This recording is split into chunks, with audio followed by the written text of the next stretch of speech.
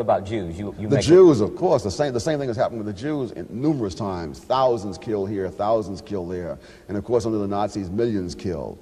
The groups, incidentally, which have suffered the most violence, and I use that as one index of group hostility or racism, those groups have typically been middleman minorities. The Chinese, the Jews, the Armenians, the Igbos in Nigeria, 30,000 of those were killed in massacres just within our time. And yet I don't find any correlation in the long run between the economics and the political hostility. All right, let's get back to the primary criticism of your book made by a writer I really respect, William Raspberry, syndicated columnist. He says that you make these points, but you don't say what we should do. What we should first of all do is understand what does and does not work.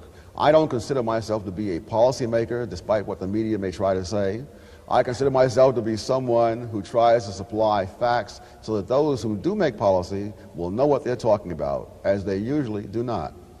Now, speaking of what the media says, you have stopped giving interviews for the last couple of years. Yes, I should have stopped many years before that, actually.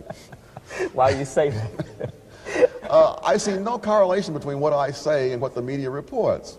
One of the most hideous things that I've seen reported was on the CBS Morning News, where they said or suggested that I was a believer in the theory of genetic inferiority of blacks. Now, I have been arguing against that theory for more than 10 years, and I don't know how many books, how many articles, and how many lectures. This was so well known that British television tried to arrange a debate between Arthur Jensen and me. I don't know why the word got to London, but it never got to Washington.